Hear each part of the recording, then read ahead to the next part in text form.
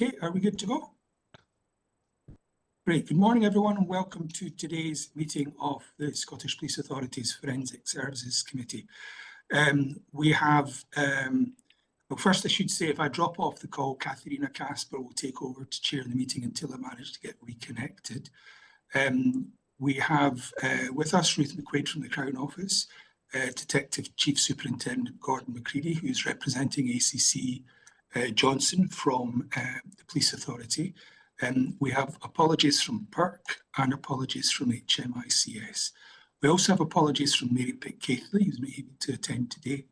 And I understand that Chris Cregan, you're going to have to depart at noon for another commitment, and Angela at 12:45.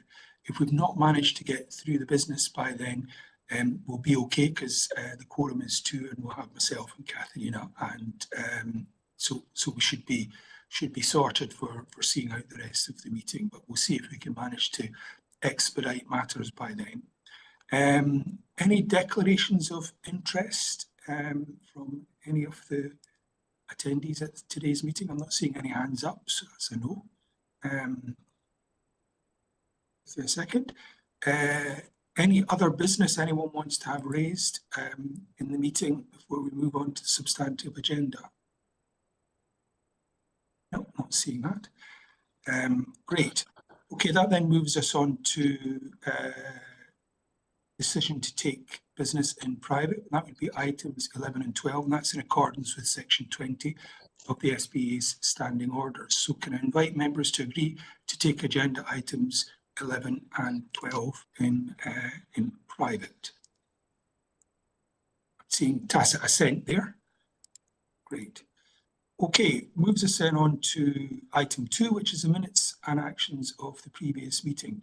The minute of the Forensic Services Committee held on the 3rd of February 2025 has been circulated.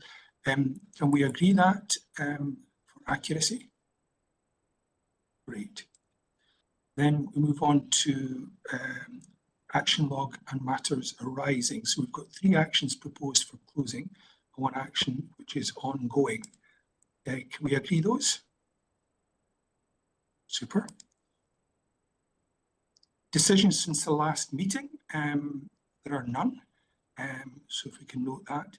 And that then moves us on to item 3.1, which is the Forensic Services Director's Report. And welcome, Fiona Douglas, you're introducing that. Thank you, Chair. My report I'll take as read. I've summarised a number of areas within my report, which we will cover in greater detail and depth as the meeting progresses today. Very pleased that we have the confirmed budget for this financial year, which was confirmed at 47.4 million revenue budget for forensic services. So that stands the organisation in good stead to continue to deliver scientific support services to Police Scotland, the Crown Office and PERC for the year ahead, and also to support the continued implementation of the new operating model and the wider organisational change programme within forensic services. We also have a 2.7 million capital budget for the year ahead, which is a substantial increase on previous years, and that will allow for the first stage of the DNA robotic replacement programme to be undertaken, which forms 1.5 million of that overall 2.7 million capital budget. So it's a really important piece of work to make sure that our DNA technology stays at the cutting edge of what is available in this area. Within the finance report that's presented to the committee today, it's the period 11 financial report, which is not ideal timing. However, I can confirm the year-end position that forensic services came in at 0.5 million under budget at that year-end, and that will be reported formally to subsequent forensic services committee meetings as the data is finalised and becomes available.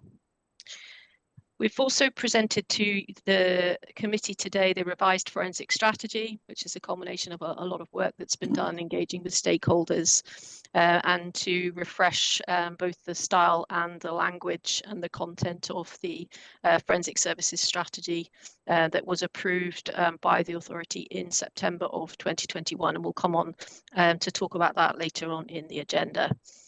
We'll also be covering drug driving as the usual agenda item. So there has been some good solid progress made around establishing the project board to progress the initial business case to full business case. And the first project board meeting was held on the 31st of March.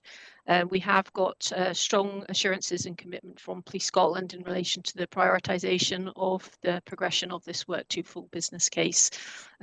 Alongside that, there is absolutely a desire to move faster in relation to being able to undertake more roadside testing, and we are in discussions with Police Scotland with regards to what the art of the possible is in relation to available capacity to undertake that work, given the levels of demand that we are currently experiencing. And again, we can talk about that in more detail later on in the agenda.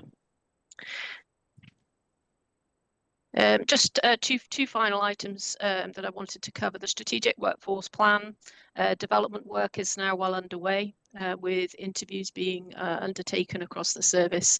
Again, there's a short update for committee members that will be later on in the agenda, but the work is being undertaken in partnership with Skills for Justice, and we've had some really positive, good opening discussions in relation to getting this work done. It is such an important piece of work for forensic services. I think will stand the organisation in good stead in terms of our longer term strategic planning, and making sure that we've got the right numbers of staff, skills and knowledge to meet both the current and the future demand for the service. And then finally, we were very pleased to welcome 3 members of the Forensic Alliance Wales project to the Scottish Crime Campus in March, and we had some really good discussions around learning in Scotland around bringing together different types of forensic science. So we had a good substantial discussion about the journey that forensic services has been on in Scotland over the past 15 to 20 years, to try to share with them some of our learning in terms of them tackling some of the challenges which they are currently experiencing in Wales. So I'll pause there, Chair, and I'm happy to answer any questions. Great, thank you very much for that, Fiona. Firstly, can I just say well done in getting the budget back in line and actually delivering an underspend. I know the last time we met it was veering in the other direction, and I know how hard you and your team right throughout forensic services have worked to pull that back into line. So congratulations to everyone involved with that. Could I also say just how pleased I am to see the progress with the operating model and some of the impact of that as well. So well done again on that, and I'm looking forward to seeing progress on that in the future. Can I ask you, the last thing you touched on was the visit to Gartcosh by the Forensic Alliance from Wales. What sort of issues were you talking about, and was there any learning we could get from them? Because obviously that must be a two-way street.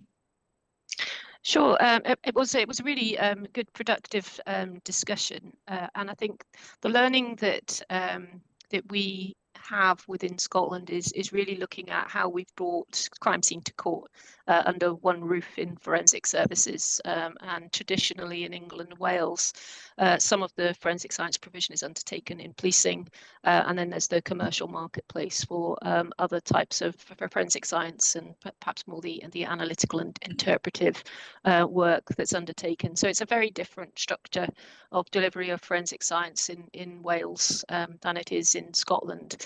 But in saying that, forensic services has been on that journey to bring together fingerprints, to bring together crime scene investigation into one organisation with all of the laboratory services, and the challenges that we've had in doing that in relation to leadership, in relation to culture. Those are some of the real areas that we focused on in that discussion, because it is always really difficult to bring different organisations together in police reform, forensic services. Transformation, has been a long and painful at times journey to bring together different organisations, and we're still working through, the different cultures that we have across the organisation in relation to that. So there's definitely, I think, a lot of learning that can be shared from experiences in Wales. The position that they are in is looking at amalgamating amalgamating some of the forensic science delivery within policing. So it's in a different place, but absolutely it was really pleasing to share our lessons learned, some of our challenges, but also some of the huge benefits which have been delivered from having one organisation delivering forensic science from crime scene to court, and the benefits that can be derived from that. So although that's not the plan in Wales, you know, we have spoken to a number of different stakeholders now around some of the real positive benefits of the model of forensic science delivery we have in Scotland. Great, thanks for that. Any comments or questions from other members? Seeing any hands up. So thank you very much for that. Oh, Angela. Yes, thank you.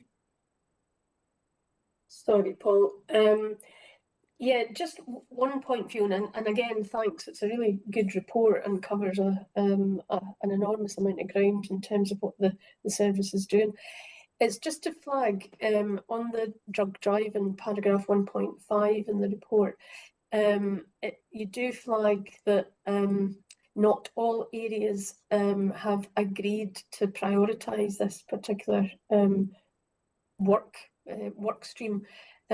So throughout the meeting, Chair, I'd really like to be able to seek some assurance that that is now moving ahead and progressing, but I'm happy that we pick it up when we get to that item, but I just wanted to flag it just now. I can offer an update, Chair, just in relation to progress that's been made since the writing of the report.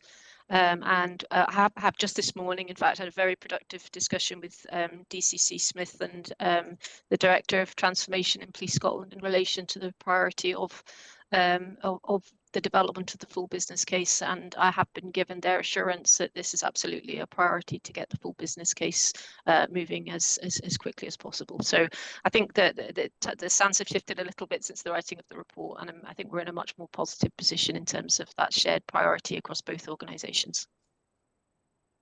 That's really good to hear. Any other questions or comments? Oh, could I just, one other area that again probably will pick up on, but in your report, Fiona, you mentioned the next phase of the change programme, phase 4, I think it is. Could you just remind us what the timescale for that is? Yeah, so phase 4 is due to conclude by the end of this financial year. So it'll be by the end of March, and at that point we'll be looking to close the operating model project.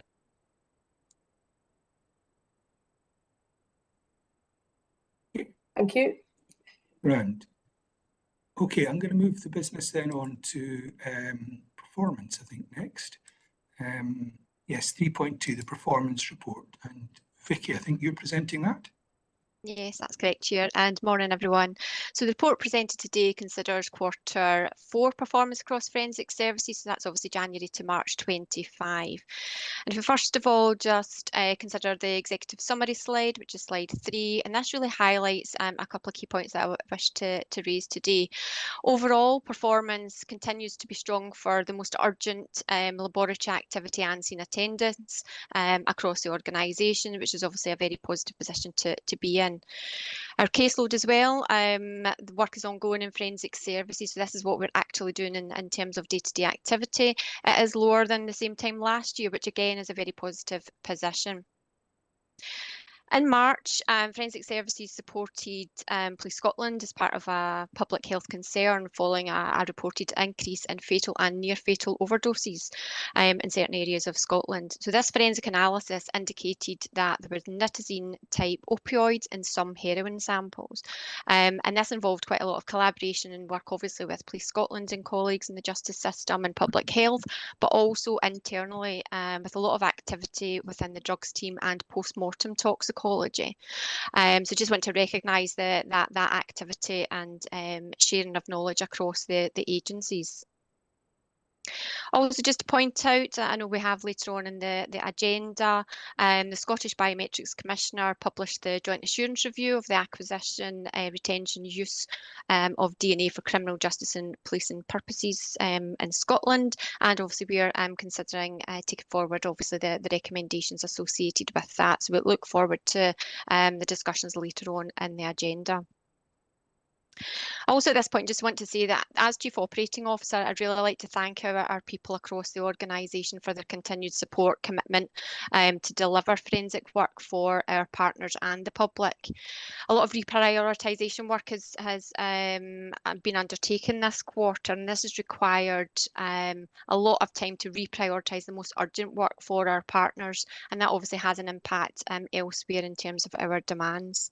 And all that, and as well as the operational change that's going on across forensic services with the operating model phase 3 and phase 4 work now commencing. So if we then look at slide 4, which is the balanced scorecard summary, and it highlights the top 3 activities within the business plan across our people, our partners, our processes and our resources. So just to point out a few highlights here, I'm pleased to see obviously that within the 24-25 period, our efficiencies plan has been delivered, just as seen in the box to the right-hand side of this slide. And obviously we are working on what opportunities there are for financial savings looking into this current financial year 25-26. Also, amber activities are highlighted as the long-term digital and data plan, which is currently under review, and that has been supported with our digital division colleagues. So that is moving forward in a positive direction. And as is as well the delivery of the quality improvement plan, which we're looking at how we can take that forward into the next financial year 25-26. Slide 5 then gives an overview of the overall business plan, and again it's in quite a healthy position I would suggest here, and the majority of activities are on track and have started. We have closed out and completed 3 activities over this 2-year business plan time period, and a number are highlighted as amber but are absolutely on track and being monitored appropriately to take these forward. So there's no significant risks in terms of completion of the business plan activities. Obviously, later on in the agenda as well, we have the refreshed forensic services strategy, so we'll take the opportunity to revise our business plan where appropriate. Looking at slides 6 and 7, these cover the performance framework and the alignment with our strategic outcomes. Again, good progress is seen here. Overall, we do have 2 areas which have been highlighted as amber, and these are around performance overall.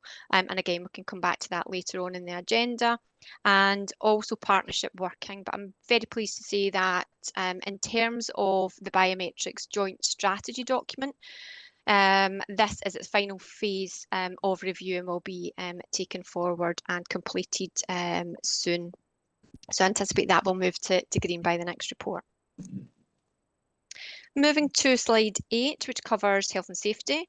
A number of initiatives continue across the organisation to support that positive health and safety culture across forensic services. And most recently, this has included the launch of an external online health and safety course, Health and Safety in the Workplace, which is a recognised IOSH Institution of Occupational Safety and Health course. So there's been positive feedback so far from our staff, and this is being carried out by all staff across the organisation.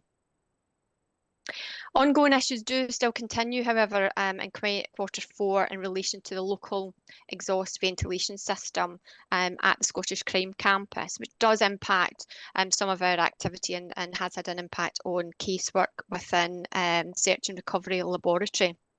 But this is work that's ongoing in collaboration with our Police Scotland colleagues and health and safety, and also estates, as well as external contractors.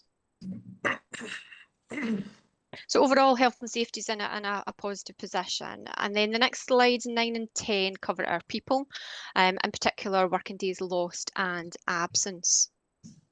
So in terms of working days lost, this has decreased, again, a positive position from the previous quarter. And slide 10 shows again that long-term absence has also decreased over the previous quarter, which again, a positive position there. Short-term absence has increased slightly. Again, it's the usual at this time of year respiratory type of reasons for absence. Slide 11 then, moving on to the quality compliance. The findings raised through our recent UCAS visits, which extended over the period of 24-25, have almost been closed out by UCAS. That's a really positive position there as well. And we're planning already for the next round of assessments later on this year, which are planned around October, November time.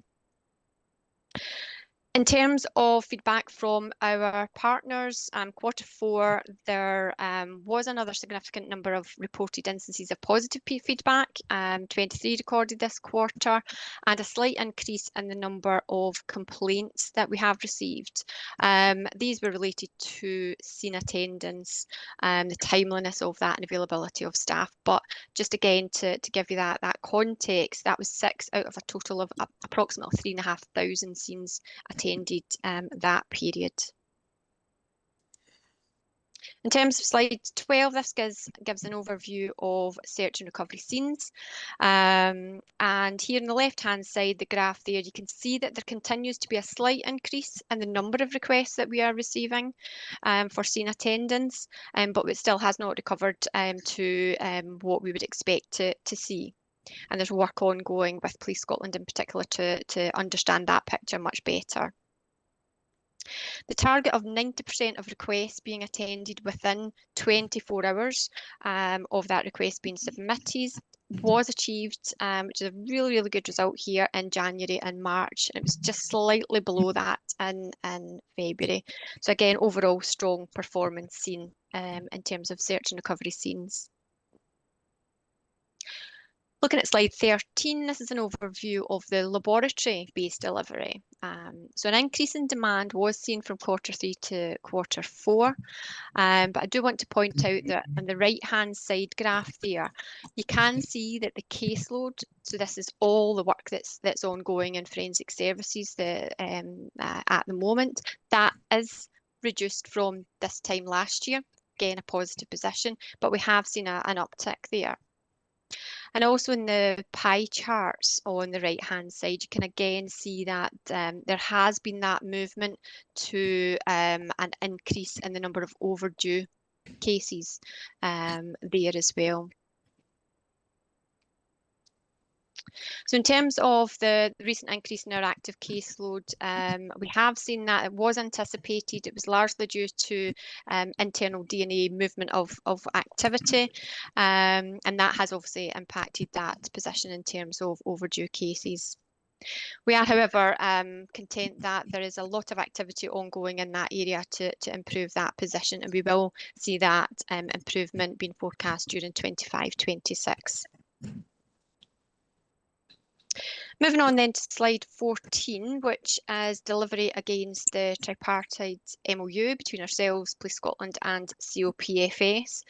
You can see here that urgent and priority demands from both COPFS and Police Scotland are continuing to be met, with the timeliness relatively stable. There has, however, been a reduction in timeliness in the routine Crown Office cases, particularly around the biology area, and this is really due to ongoing training, improvement activities within that area of the business. But we're very confident that will improve there, and it's only just slightly below the target of 80 to 95%. The Police Scotland Priority 2 delivery, so this is the fastest target date that we have, the shortest target date we have for activity within forensic services routine work, which is 21 days. There have been some ongoing issues in that respect, which is why, again, it's been seen as red on this chart here.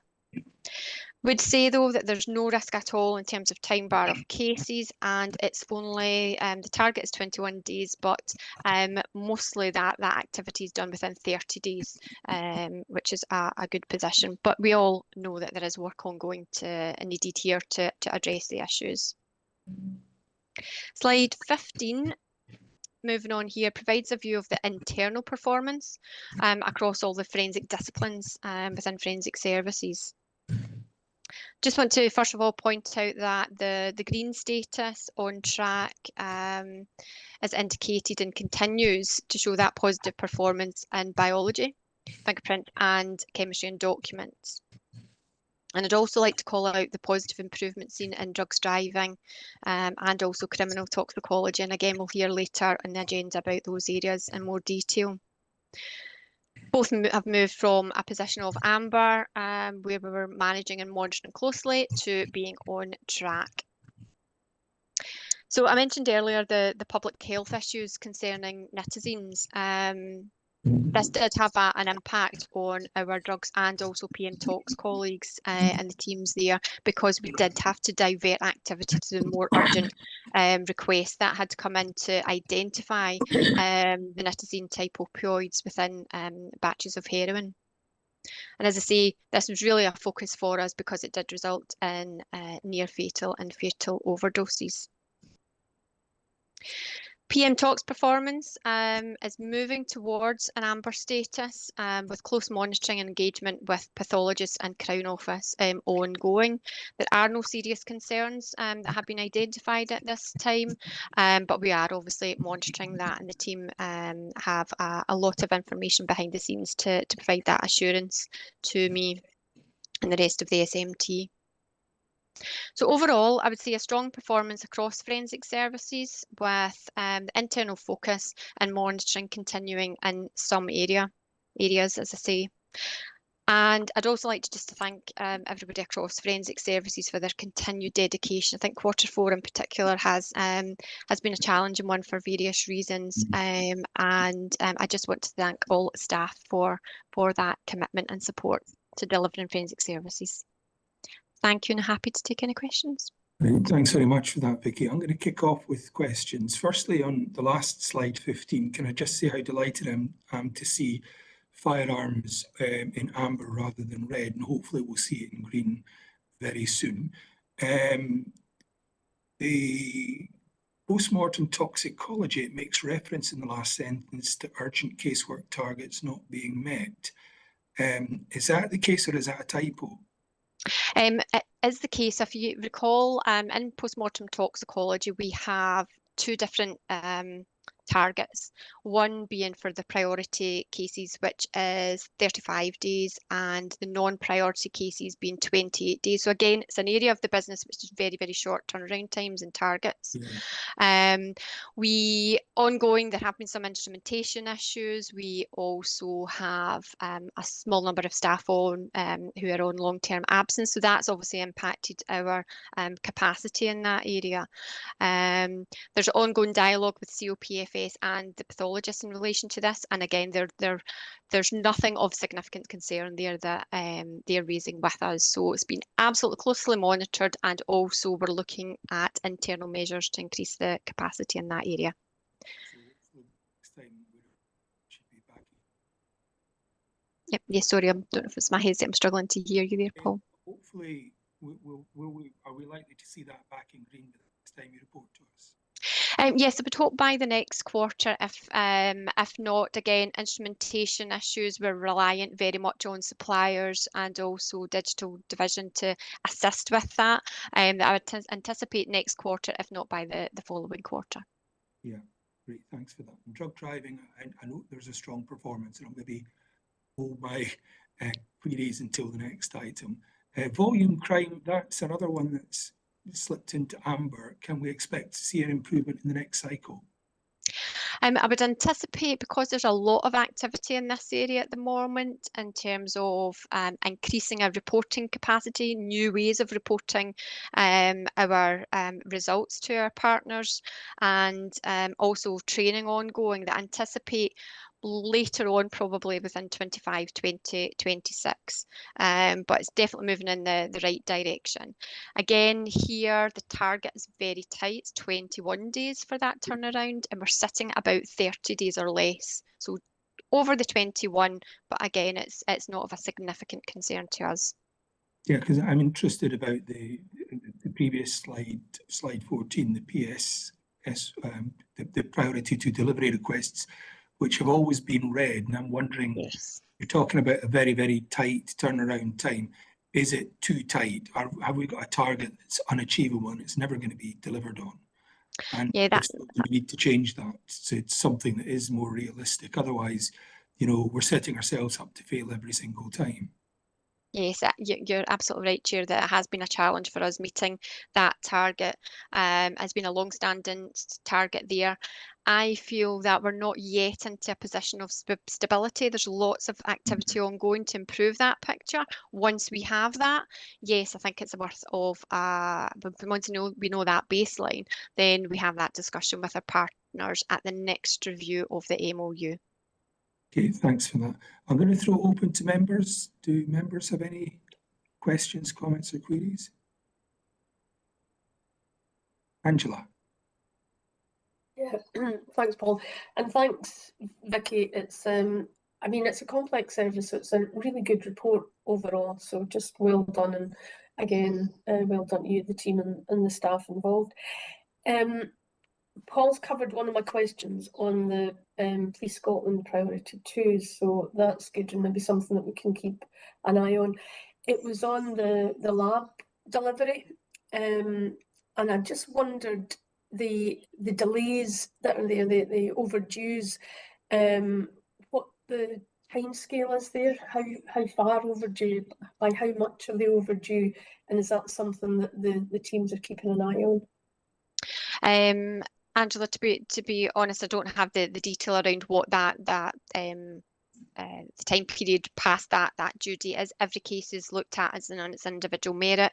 There will be ongoing dialogue with whether it's a Police Scotland member of staff officer, whether it's a member of COPFS, to understand the deadlines and their requirements as well. So there's always that ongoing dialogue and negotiations there. So as you say, it's a very complex picture. Not all cases need to be done within similar time frames, depending on the urgency. But I can give you that assurance that there is that ongoing dialogue, and again, that there's no risk of time bars or statutory time limits not being met. Okay, that's the main thing. Thank you for that. Great, thanks for that, Angela. Katharina. Thank you very much, Chair, and thank you, Vicky, for the report. Just to echo what colleagues have already said, good report overall, lots of really positive developments, I think, so definitely, it's just, again, to give credit where credit is due, that is really good to see. Again, some of my questions Paul's already touched on, just probably more of an observation, with post-mortem toxicology, again, we just talked about that. Staff absence, again, maternity and long-term sickness, again, which are things that may be more difficult to manage. To me, it just again demonstrates that there is very much that reliance on key people. It probably isn't a very big workforce, and particularly when it comes to long-term sickness, we don't know how long that's going to be. And with maternity, again, there's periods of time, and I know cover may be available, may not be available, so it's a very specialist area. It's just again that robustness of the setup there, that I'd be just interested to hear as to whether or not the next phase of the operating model is going to have any impact on that. And just kind of more broadly, so sorry, kind of jumping a little bit broadly to more people in terms of reduction in the absences. Again, I'm wondering, now that you're embarking on the last phase of the operating model delivery, whether you might be anticipating some impacts on the current levels of operational performance, because it feels that it's kind of stabilized, but now you're going to be going into another kind of phase of change. So looking ahead, are you anticipating that there may be some negative impacts on the stability of the performance overall from the fact that, as I say, that you are now in the final phase until the end of the financial year?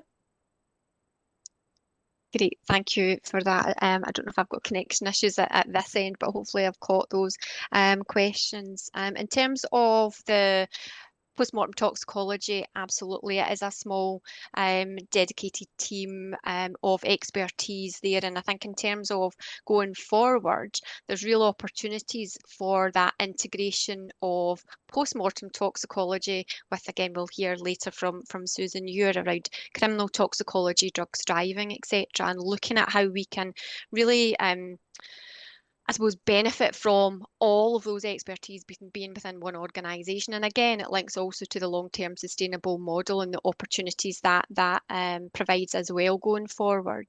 Yes, we'll always get these challenges, particularly in small teams where there's absence, etc. But I'm confident there's some internal mechanisms that we can take forward to improve that picture in the shorter term. In terms of the question regarding absence, this is obviously something that we monitor on a regular basis internally. And we haven't seen through the operating model implementation to date any real significant impact in terms of our people in absence. Don't anticipate that going forward. Again, this next phase of the operating model, there's a number of really important activities ongoing there, but they're not as big changes as we have had previously, like at the start of the operating model phase 1. We also have to consider, though, if there's changes in processes, training required, what impact is that going to have on our performance? So it's something that we monitor internally to consider that going forward. And when's the right time for change? Do we have to consider replanning, etc., based on activity that's ongoing? Yeah. Great, thanks for that. Chris, you had your hand up. Do you still want to come in, or are you content? I'm content, Paul. Katharina's picked up the point around absence, and I guess I was keen to note the positive improvement in that area, but just query the sustainability of that over time. But I think Katharina's covered that. Thank you. Super. Thanks for that. Okay, I'm going to move the business on because we've got quite a substantial amount still to get through and a number of very meaty topics to address. So if we move then on, and thank you very much for that, Vicky. If we move then on to, if you bear with me a second, item 3.3, which is the drug driving report. And I think, bear with me for a second, we've got Susan, you are coming to present that. So welcome, Susan. Thank you, Chair, and good morning all. And many thanks for allowing me the opportunity to update on the criminal toxicology drug driving performance, both within the written paper submitted, which I'll take as read, and the following update. Firstly, it's important to note that the current combined output is balanced to meet demand. An increased internal output over Q4 combined with a strong outsourced performance has resulted in the current position of no backlog of cases either within forensic services or with our outsourced provider. The increased demand reported in Q3 continued in January, resulting in 143 cases above our maximum internal capacity being submitted in Q4. And a total of 291 cases above capacity across Q3 and 4 combined. This increase in demand is 18% above our 270 maximum internal capacity over the last 6 months. In terms of capacity, the planned recruitment, training and development activities completed in 23 through 24 resulted in a shift from 109 drug driving cases completed internally per month in 2023 to 185 in 24. The accumulation of the 24 to 25 work and a decrease in development activity in Q4 increased our 2024 to 25 average to 206 cases per month internally. Internal output has now reached its maximum capacity with an average of 269 cases completed per month in Q4. This has resulted in a position whereby further increases in internal output will be minimal without investment to increase the reporting cadre within the team. Our outsourced provider has continued to provide additional support, resulting in a combined average monthly output of 324 cases per month during 24 to 25. That's an increase from the previous year's 227 cases per month. The average demand over the same period was 318 cases per month, so nicely balanced. While demand and output remain balanced, it should be noted that demand has exceeded expected levels in Q3 and Q4, resulting in the requirement for additional support from our outsourced providers and a resultant year-end overspend of £9,000. The overspend is lower than forecast due to the halting of development work in Q4, resulting in increased internal output, the receipt of a credit note from our outsourced providers, and accounting for the 23-24 year-end spend. Forensic Services continues to be supported by a single outsourced supplier. A budget has been allocated to outsource sufficient cases to support staff abstraction to continue the development work required to ensure compliance to both STL and MOU targets. Any increase in demand requires additional outsource with the associated financial implications to this, or a reduction in development work.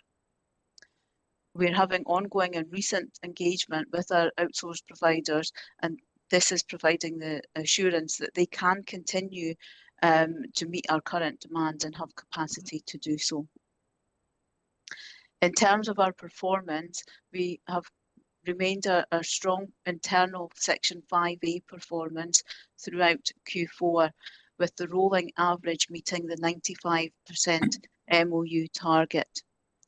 98% of Section 5A cases met the 3-month MOU target in Q4.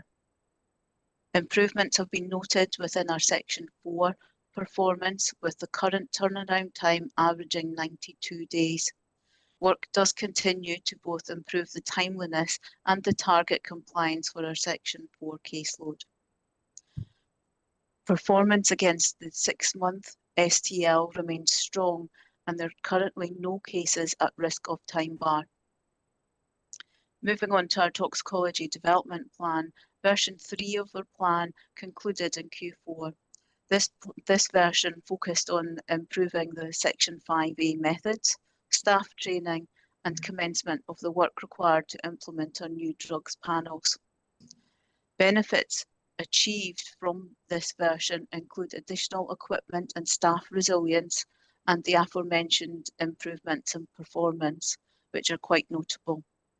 Version 4 of our development plan continues to focus on the new drugs panels, new instrumentation, and replacement of end-of-life equipment. And finally, as intimated within the Director's report, work has commenced to progress the full business case, with a worthwhile workshop being held in April to discuss strategy and for completion. Happy to discuss that more. So in summary, really I can report that whilst demand has increased by 18%, this is currently balanced with a combination of internal output and outsourcing support. Our performance remains strong, both for Section 5A and Section 4 cases, resulting in good compliance to our MOU target and no cases at risk of time bar. The team has now reached a maximum internal reporting capacity, meaning that any continued increases in demand will require the use of outsourcing with the associated financial implications of that. That concludes my update, but happy to take any questions. Thank you. Thanks very much for that, Susan. Police Scotland, we've got someone from Police Scotland in attendance. Anything you want to add at this stage? The only thing I would add on behalf of Road Policing and Hilary Sloan's area of business is that the fact that we're outstripping capacity demonstrates that there's still a strong message to be delivered in terms of public safety. I think this is probably the tip of the iceberg, and we recognise that we'll need to work together with forensic services to identify a sustainable way forward. The aspiration will remain to roll this out further within the organisation, so we will need to find a solution. Right, well, because the problem we've got at the moment is that we've got a memo of understanding which has a certain number of cases, And this is the second quarter on the bounce that we've exceeded that. Now, I understand it's demand. I'm a citizen. I want as much as many people who are drug driving dealt with as possible as we can. But there is a rate determining step here of how many cases forensics can manage. And there is a risk there going forward. And I understand what you're saying about internal capacity, but it would take time to get that scaled up further. It would take investment from government. It would take some considerable time. So it's just to flag up that there is a concern about this. And I understand there's something in the memo of understanding about a trigger if we exceed demand twice in a row. I think, if my memory serves right. Fiona, do you want to comment on this? Yeah, thank you. Forensic Services absolutely shares Police Scotland's ambition to roll out the roadside testing across the country and the training of local policing officers to be able to deliver that. We have really strong collaborative discussions around that challenge and how we will go about meeting that. The solution here is the long-term sustainable model for criminal toxicology, and we're all familiar with the work the substantial work that's been done on the initial business case and the need to progress that. And I am confident that we are prioritising that work. So ultimately, that's the solution. I think there needs to be more discussion, and there will be more discussion around what that medium-term position looks like to allow us to move faster towards being able to deliver more capacity internally to deal with the roadside testing results. So we need to do more, and I think that we recognise that. And what we need to do in discussion with colleagues in Police Scotland is to look at, well, what can be done. How do we deal with the costs associated with the additional outsourcing, accepting that within Forensic Services the internal capacity is at its maximum now without making more investment into that area. And I think that's what we need to look at in the medium term. What can we do? Should we be looking at further pilots? And I know that there's discussions ongoing within Police Scotland around the outcome of the Shetland pilot. That pilot's due to end in June.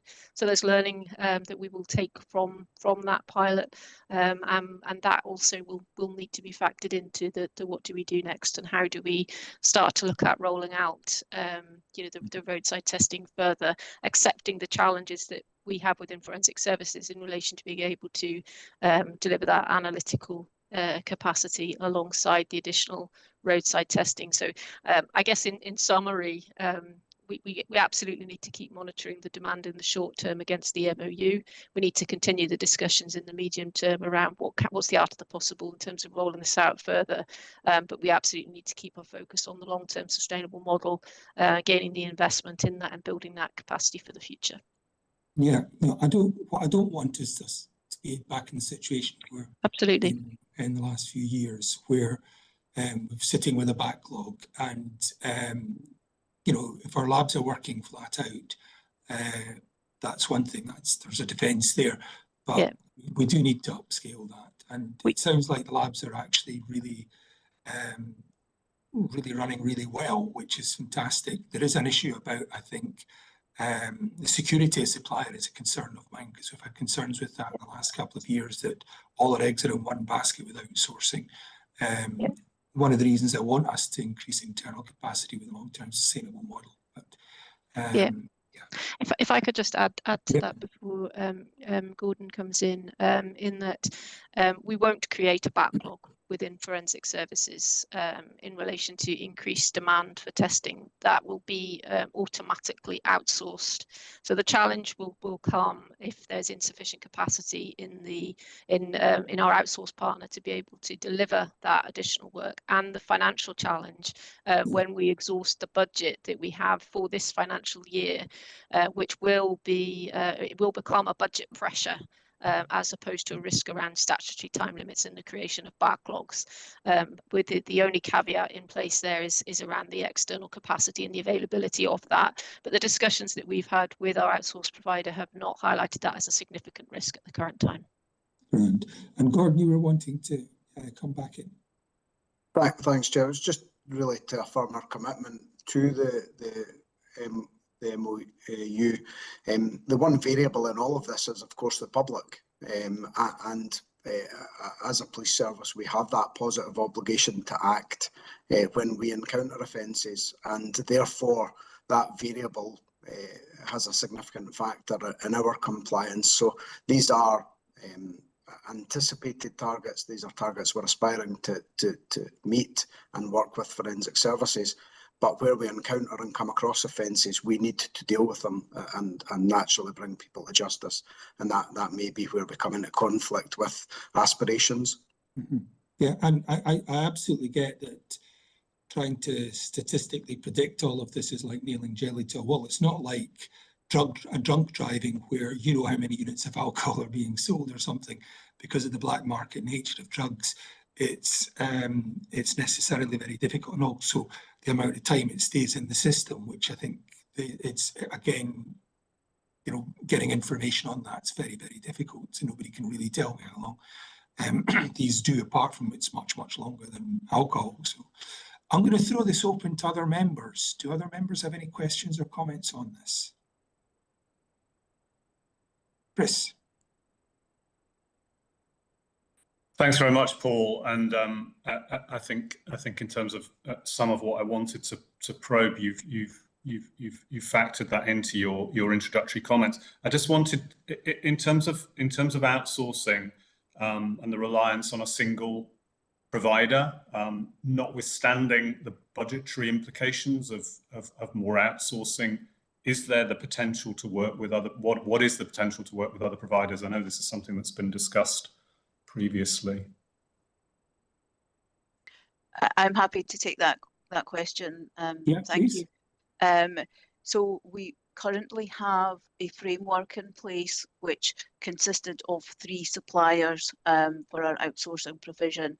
Now that was reduced to 2 when Eurofins and Cellmark, 2 of the providers, merged. So that reduced our from 3 to 2.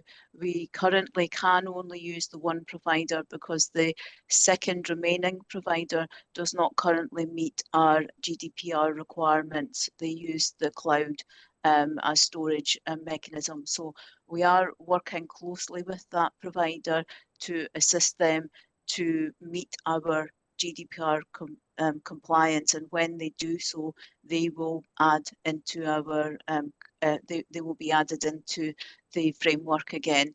The other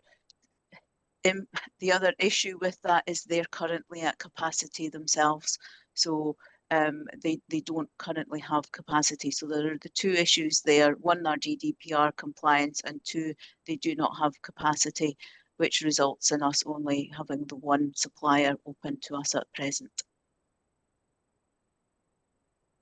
Thanks for that. You okay with that, Chris? Super. Angela. Yeah, thank you. And again, thanks for a really comprehensive report. A couple of questions. Gordon, maybe one for you to begin with. The whole issue, you mentioned public awareness and the messages not getting through. I'm just wondering if you could share what the strategy, what the plan is for that communication, and whether or not we're kind of invoking the services of other partners that might be able to spread the word just as effectively as we can, if not more so, because of the nature of the services that they provide. And I'm thinking primarily about health and Public Health Scotland's offices as well. And my other question, Paul, if I can just do 2 at the one time in the interest of time, was probably for Fiona. And I'm wondering that, I mean, there's been a huge investment in training and development of staff, which is absolutely terrific. At what point will that enable the internal capacity to take on more? I mean, I'm assuming that people will get quicker, and maybe I'm being naive in that. Maybe it is just the process and it's the time that it takes to, I don't know, put them through the machines and things like this. But is there a point at which that training actually provides a greater return than we might have anticipated at the outset? And my third point, sorry, is the long-term sustainable business case. Is there any way that we could relook at that to see if the timescale for that could be shortened? So 3 questions. Thanks. I'll maybe let Gordon go first and then come back to Fiona to answer. I'm going to start with a caveat. I'm the head of local crime and specialist crime support, not the head of roads policing. So let me just say that anything I say which is contrary to Hilary Sloan's position is better informed by her. What I would say is there's probably some comparison in terms of the journey, the societal journey, in terms of drink driving, in terms of domestic abuse.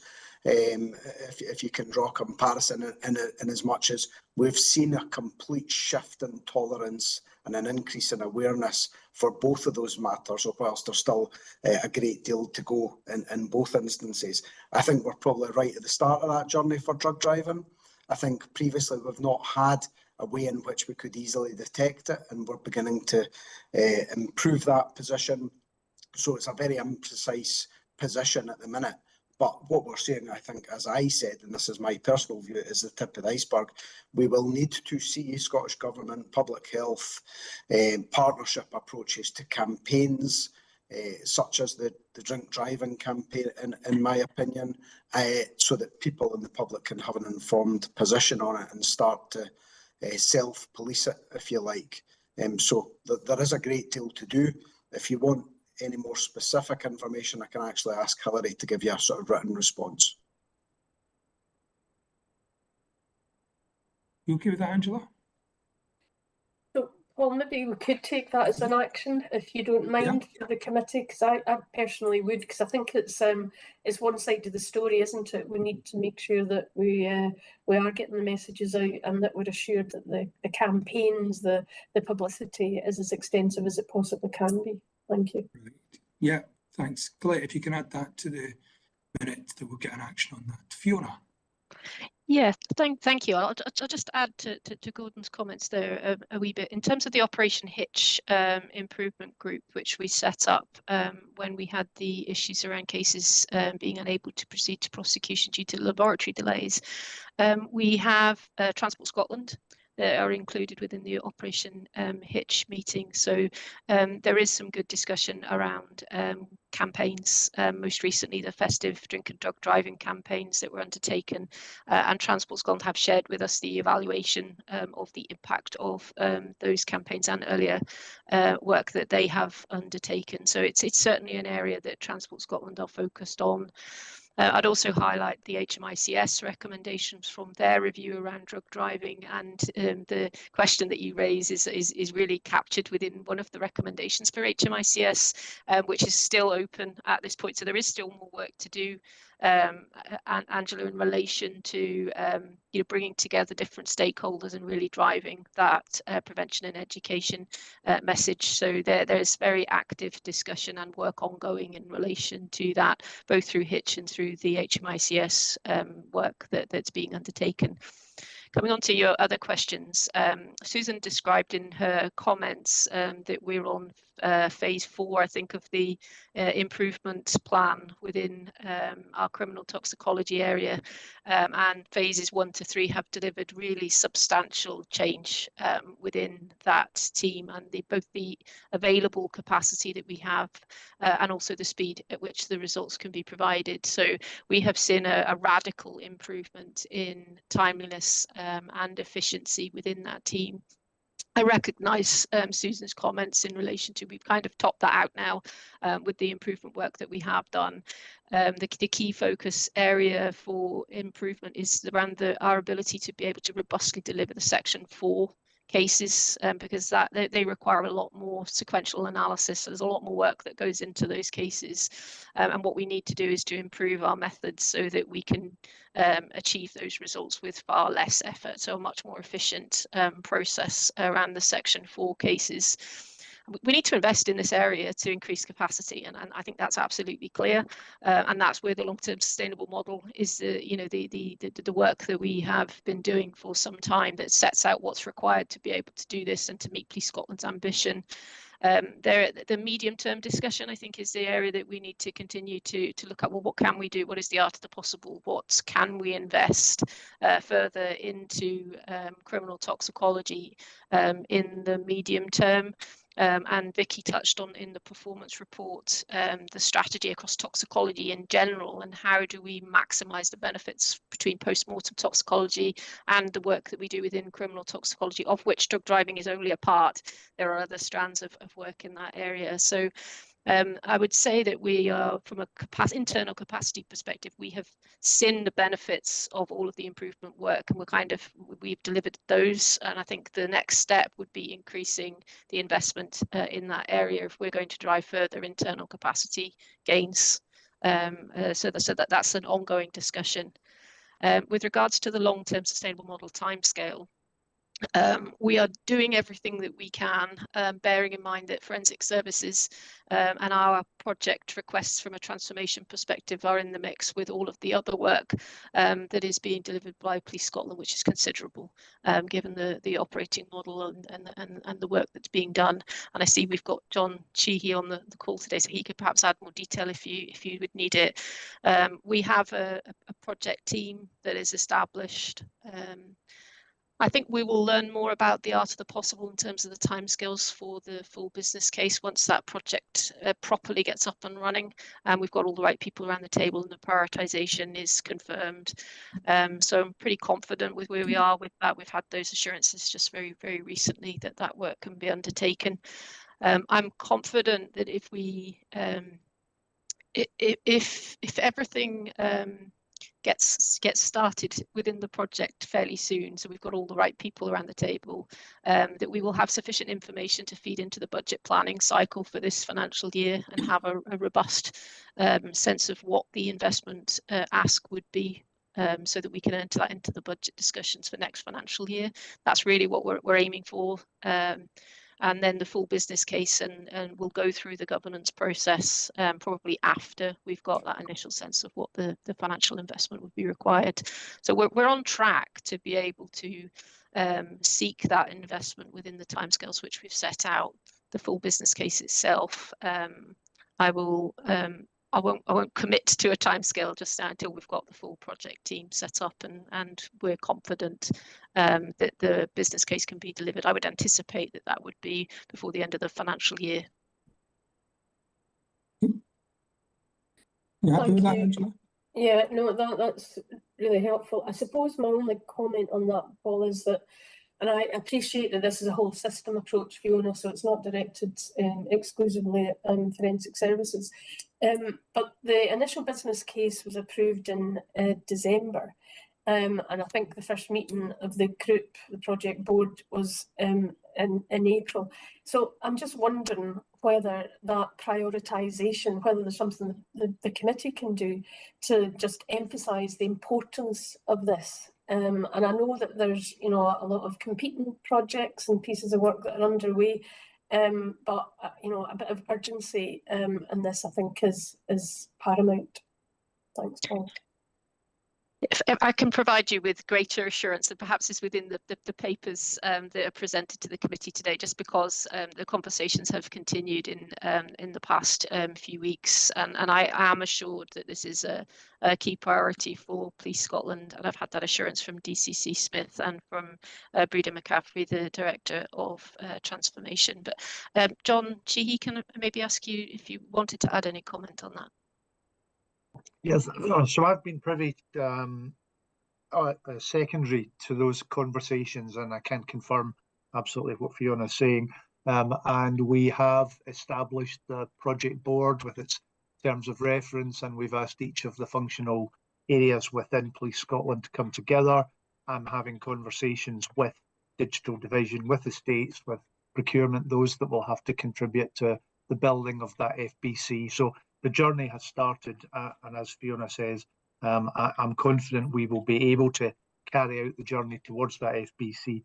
I think concurrently it does sound like, from what Gordon was saying and Fiona said, that there will be some work done in Police Scotland, roads policing and local policing to look at demand forecasting going forward, but that work's planned to run concurrently.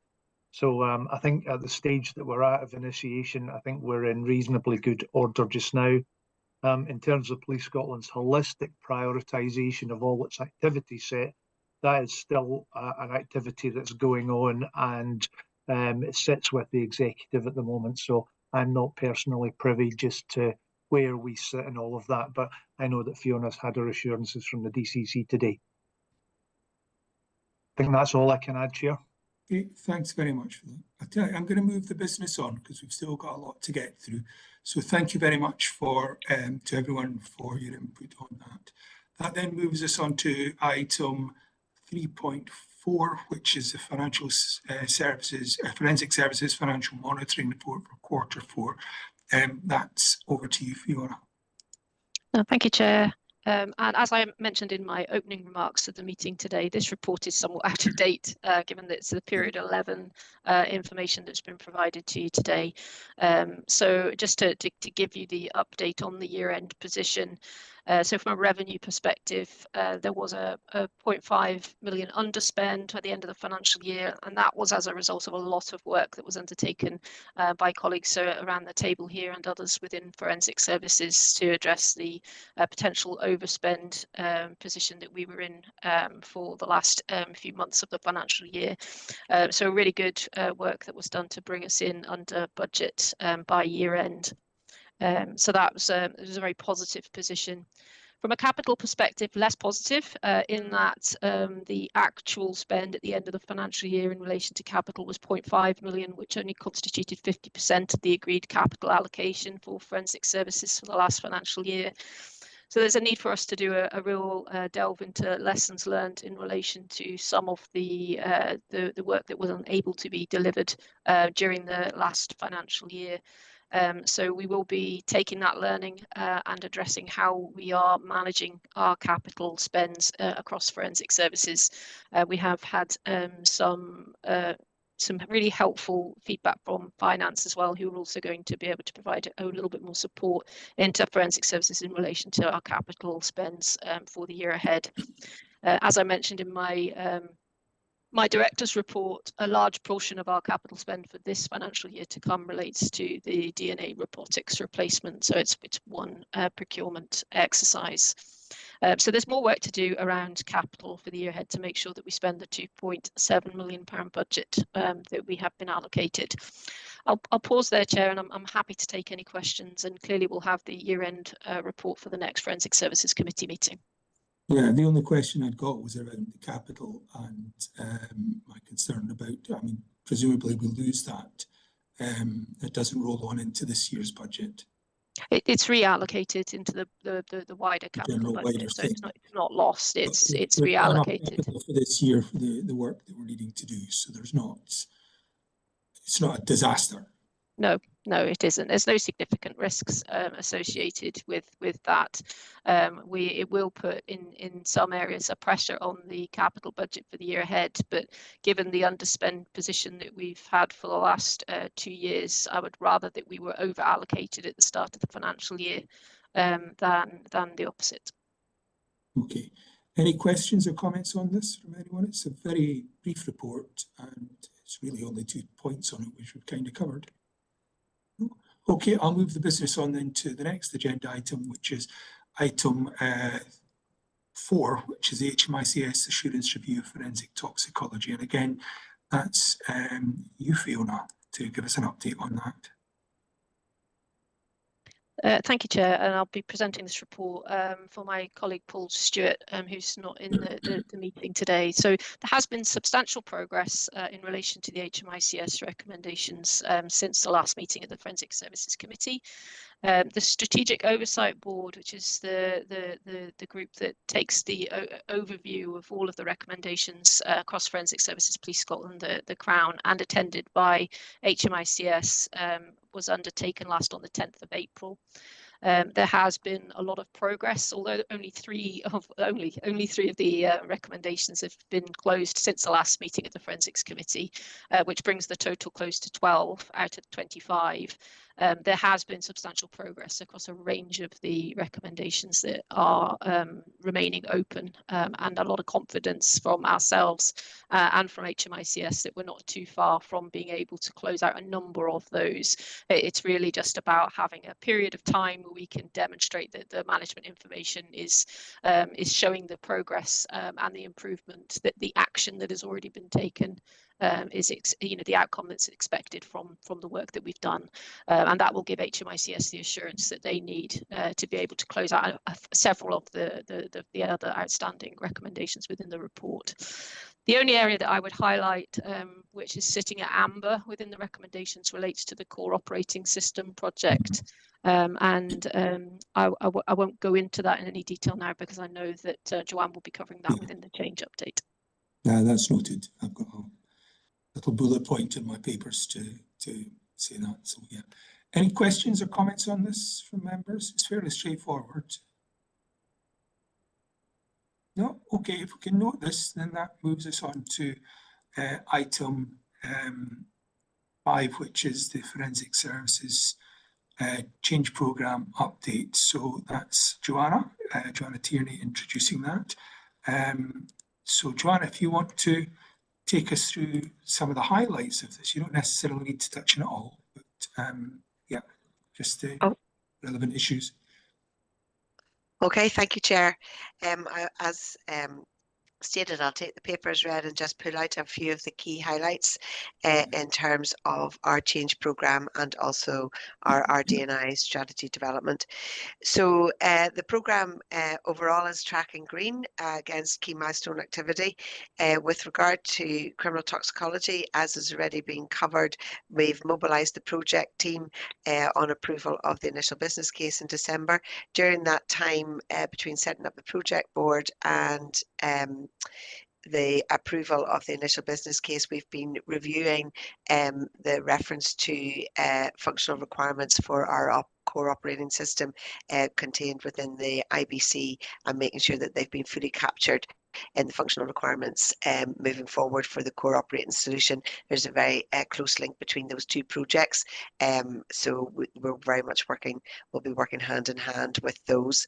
In terms of our operating model, some key highlight activity. So we've really seen in phase 3 the conclusion of a load of work streams that have been looking directly at embedding our capability structure, and as our new structure continues to embed, we're now realising significant benefits around electronic and digital workflows in our analysis of fingerprints, where we've maximised the use of newly available technologies to eliminate some inefficient manual activity, freeing up resource to focus on casework. Also, as already been alluded to, we've been working on standardising our non-evidential intelligence reporting, particularly in acquisitive crime, and thereby allowing us to maximise the value of forensic intelligence at investigative stage. Moving on to the operating model, as already been covered by the Director, we are moving into phase 4 of our operating model. This will run until the end of the financial year, and this is very much consolidating on the work that's gone before, where we prioritise the movement of staff into new teams, line management, and addressing the people issues. As I said, phase 3 looked at some workflows, and phase 4 is really around consolidating those workflows and starting to make sure that we're maximising particularly the use of our new capabilities in Edinburgh and Aberdeen in the search and recovery lab space. Our key priorities for phase 4 also include identifying quick win opportunities for multi-skilling across appropriate disciplines, which will further advance our career development pathways for our people and also provide improved resilience in high demand areas. We're continuing to focus on communication of results to our partners, along with the wider integration of drugs casework in the context of our new capability structure.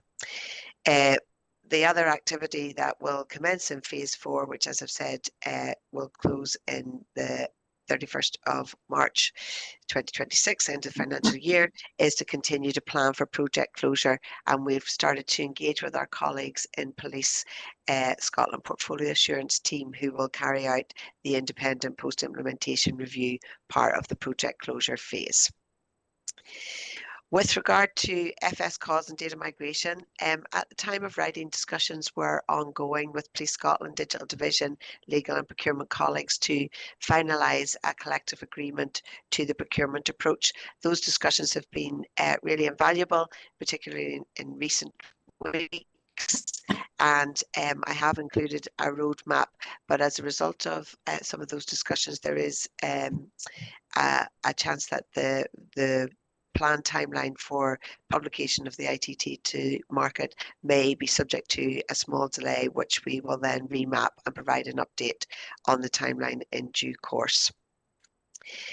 With regards to the long-term sustainable model, as I've said, the project is well established now. We've got change resource allocated to that, and very much working within the team to set up the project governance and move forward at pace with that. We've had a very productive workshop with all of the relevant stakeholders engaged internally in the criminal toxicology space, and making sure that we are mapping and working fully aligned with the Criminal Tox Improvement Plan, the response to the HMICS report, so that there's no duplication of effort and activity that would cause undue delay. So we're having all of the key players moving along in tandem on that. We're also at the early stages of a central purchasing solution, which is looking to improve efficiency and eliminate waste in our purchasing activities and optimizing purchasing practices. We have had an initial potential proposal assessment approved at the Forensic Services Change Board, and work is ongoing to set that project up proper, but we're very much at the stages of identifying the quantifiable benefits that will come along as a result of the central purchasing solution. In terms of our D&I strategy design, that is now progressing well with significant momentum and emphasis. We've had a range of internal stakeholder sessions, and we've got a knowledge exchange event with external stakeholders, partners in academia scheduled for the 13th of May. And I'd like to express my thanks to those members of the Forensic Committee that have signed up to attend that event. We will have keynote speakers from Professor Niamh McDade of the Leverhulme Institute and ACC Johnson, who will both lead on keynote speeches around future challenges for policing and safer communities, as well as advances in forensic science from an international perspective. The Value of Forensic Science project continues to move forward at pace, and we've had a series of focus group sessions with partners, stakeholders and forensic services staff, and the postdoctoral researcher is writing up those for the next working group meeting. Finally, looking at benefits realisation, you will see in the report that I've provided a high-level view of progress against realisation of programme outcomes. Very much in the benefits realisation space, we are looking to translate specific project benefits into an overall reflection of what does this mean for our partners and what does this mean for our people, in terms of the two main aims, which was to provide a more positive working environment for our people and to provide increased timeliness of our response to our partners, particularly in the range of acquisitive crime. So we're making good progress on our benefits. The next key piece of activity on that, which you will see from all of the benefits that are shaded amber, is to sit down and work with our partners, particularly Police Scotland and Crown Office, to see how we can get specific measurable impact on the effect of the operating model and our new capability structure.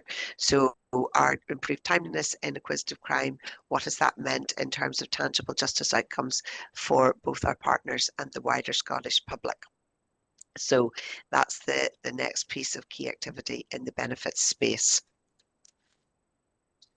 And I will leave that update there and happy to take any questions. Great, thanks for that. Can I firstly ask, the RDI strategy, I'm not seeing any explanation in the papers as to why that is amber. What's the position with that? Why is it? So the position, sorry, yeah, I should have included that.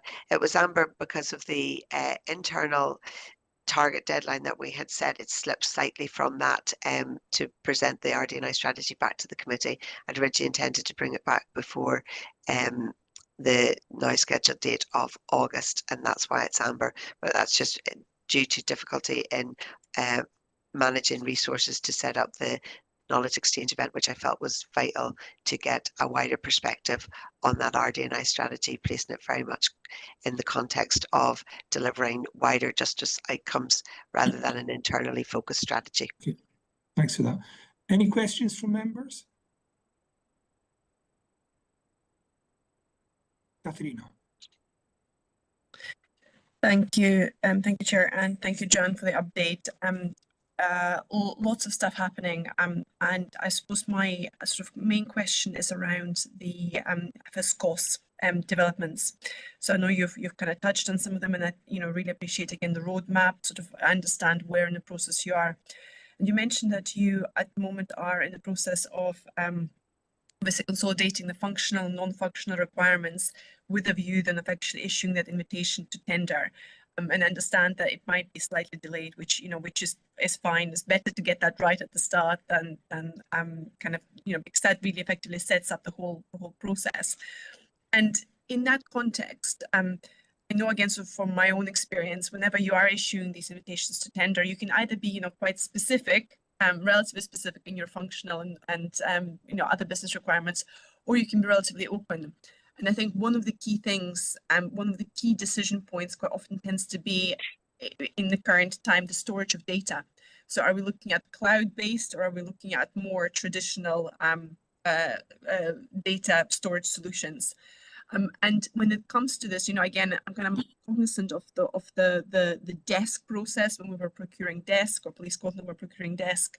I suppose what I'm just trying to get my head around is have you had enough thinking? So how far developed is your thinking around the data storage, whether it's in a cloud-based solution or more like a server-based solution?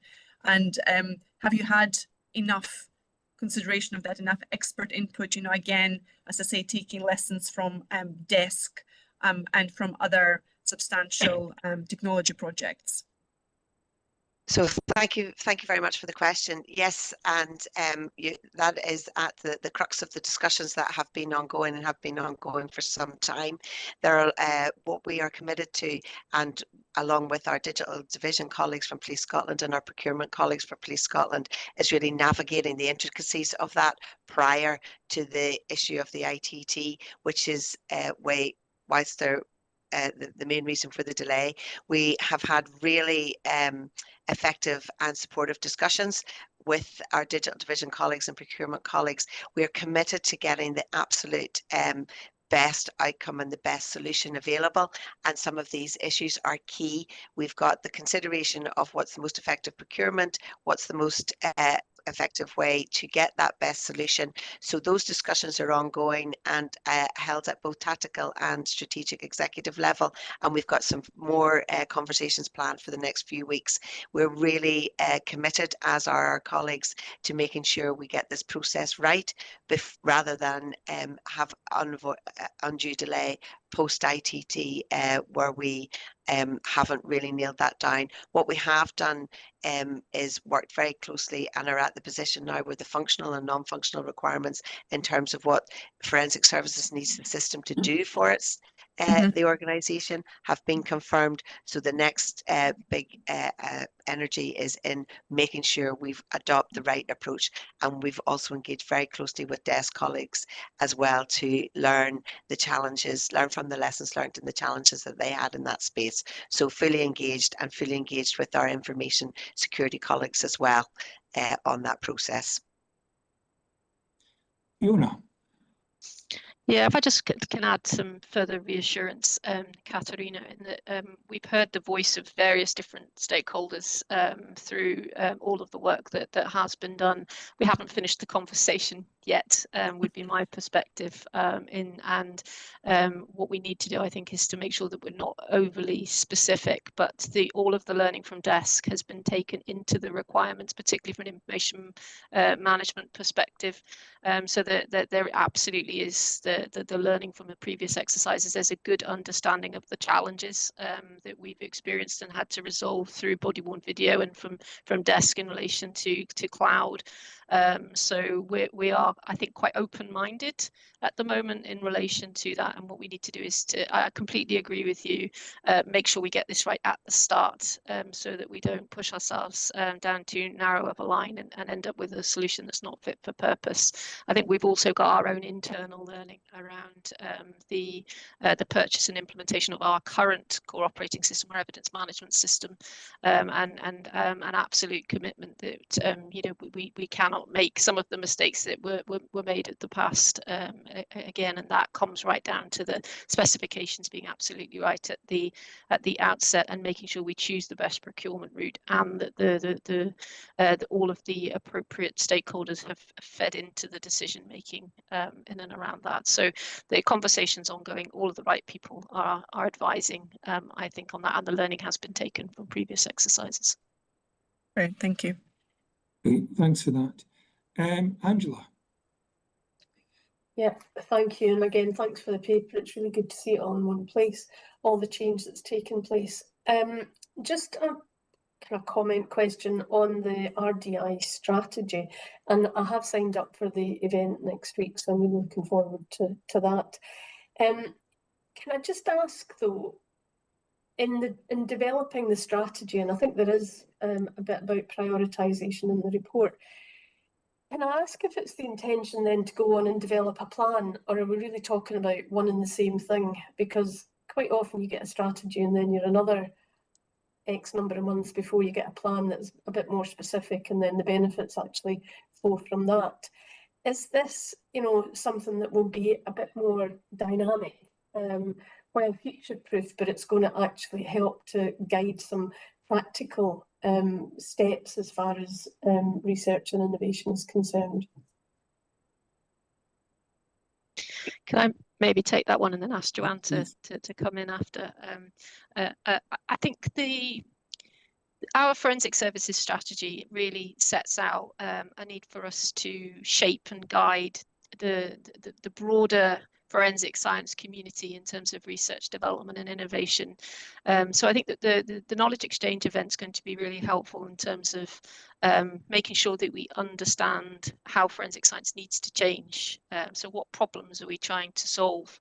And how are we supporting Police Scotland, the Crown Office and other stakeholders? Because it is broader than justice as well. From an RD&I perspective, there's a huge public health agenda that we can feed into. So there's broader thinking around where forensic science needs to contribute and can contribute further. What we need to do once we develop the strategy, I think, is to work with the stakeholders to understand how we drive and influence, because forensic services won't deliver all of the RD&I. There will be elements absolutely that we will deliver, and part of this, the service change and focus, which links in with the strategic workforce planning piece. That will be, I think, a very clear and dynamic plan, so we can see how the services will change over a period of time to meet societal needs, to keep the public safe, and to support Police Scotland in their vision and delivery of their 3-year plan. But the broader piece around the strategy, why it really is a strategy as opposed to a plan, is really how we influence and work with other stakeholders, academia in particular, to drive research in a particular direction that's going to translate into practical outcomes and tools for policing. From a forensics perspective, moving forward. So it's the start of, I think, a lot more work to be done, Joanne. I think that's probably part of the reason why we're a bit behind on where we wanted to be with the work. Would you want to add to that, Joanne? Yes, thank you, Fiona. Yes, the strategy document will outline the direction of travel and our vision for forensic services, which we're very much committed to making sure that we can influence what's happening in the research environment in forensic science to tangible justice outcomes. As Fiona has said, there will be a series of plans. We will have to work closely with our partners around those strategic priorities. But as I've said, we didn't want to develop the strategy in isolation of our partners and key stakeholders. We were looking to join up that activity. And I think in Scotland, we're so well placed with really strong academic connections. We've got our crime scene to court model, where we've got forensic services all delivered in a single organisation, plus the joy of a single police force. So we are really well placed to be forerunners, not only in the UK, but on an international perspective in terms of the advancement of forensic science and really keeping that practical link to research and outcomes in terms of practical application. So I think it's really fortunate, but we were really keen to make sure, as I've said, that we didn't develop the strategy in isolation, that it was meaningful and in the context of other work ongoing in this area, and really to put Scotland on the map as a leader in this field. Okay, thanks for that. I'm going to move the business on, so if we can note this update, and that then moves us on to item 6, which is the refresh of the Forensic Services Strategy. And I understand there's a report with a recommendation that we approve this, and or we ask the authority to approve this in due course, but we'll get to that in a moment. Fiona, if you can introduce this. Thank you, Chair. I'll start by sharing my great thanks to Sam Curran, who's on the call here today, who's done a lot of work in relation to the refresh strategy. All of the people that have been involved in it, and in particular Kevin O'Hare, who's recently retired, so no longer within the senior management team in Forensic Services, and also Malice Murphy, who's the graphics manager in Police Scotland, who's done an absolutely excellent job in the presentation of the document. So attached to the paper today is the refreshed forensic strategy for recommendation by the Forensic Services Committee. It supersedes the previous strategy, which was approved in September of 2021. So we've built on how we went about developing the previous forensic strategy and carried out extensive engagement to inform the document that we're putting to you today. This has involved a two-tier approach. The first part of that really was around a survey of senior internal members of Forensic Services staff, our key partners and stakeholders. So that's included Police Scotland, the Crown Office, PERC, HMICS, the Biometric Commissioner's Office, members of the corporate SPA team, members of the Forensic Services Committee, and the chair of the Scottish Police Authority, amongst others, including the trade union colleagues. So we have, through that exercise, engaged a large number of people, and importantly, a significantly greater proportion of Forensic Services members of staff as was previously undertaken. There's also been 5 workshops undertaken across Forensic Services at each of the main laboratory offices, and all of our people managers have been invited to those sessions. So over 50 members of Forensic Services management team have taken part in those sessions and had an opportunity to share their views and the views of their teams. So there has been a huge amount of engagement that's been done. I'm hugely impressed with the document that we're able to bring today, and I'm happy to take any questions. The strategic outcomes and supporting objectives are set out. I won't go through all of those, but I'm happy to take any questions from members. Thank you.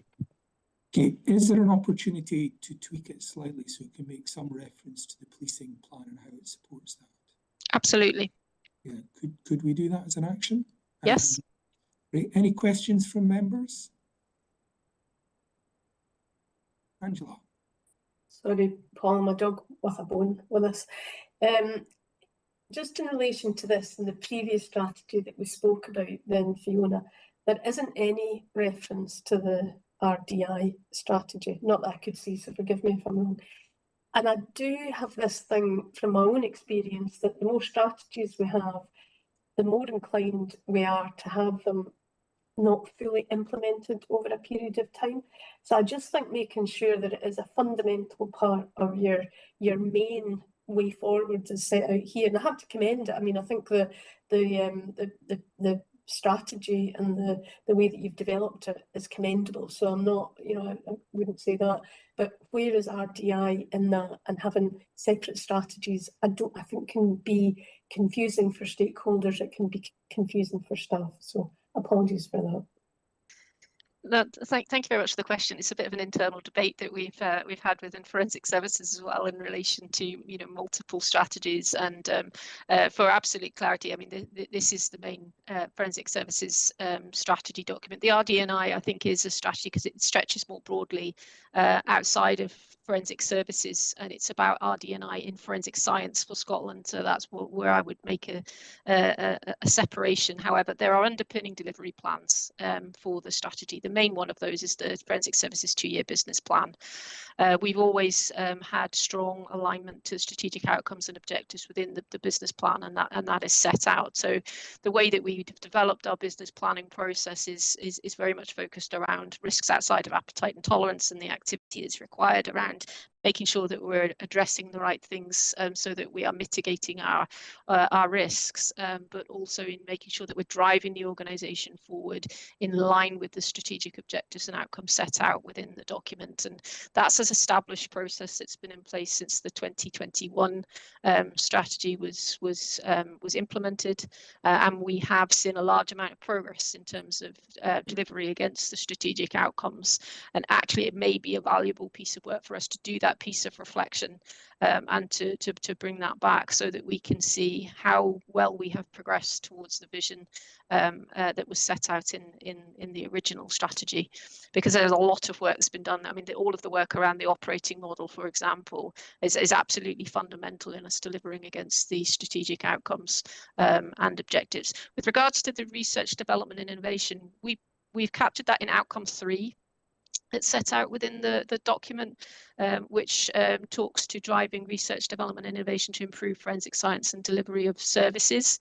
So whilst it's not explicitly referred to as the RD&I strategy, that is where that part is captured. So the RD&I strategy will inform a lot more of the detail around the specific activity that's required around RD&I.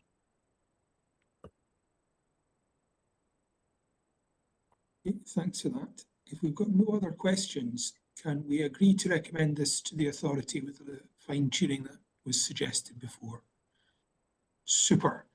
That then moves us on to item number 8, which is item number 7 rather, which is the Forensic Services Strategic Workforce Plan Update. And we have Sam Curran to introduce that. Welcome, Sam. Thank you, Chair. I'll keep this as brief as possible, as the purpose of the paper is really just to provide an update and visibility that this work is ongoing and is being undertaken. So I guess to kick off, we in Forensic Services are undertaking strategic workforce planning fundamentally because we want to maintain our highly skilled and adaptable workforce and ensure that we are in the best possible position for the future to meet the changing needs of both Scotland's communities and the needs of our partners.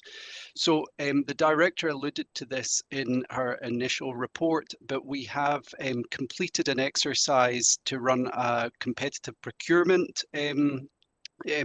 tender process, and we have appointed professional services to support us in the development of the strategic workforce plan. The successful consultancy was Skills for Justice.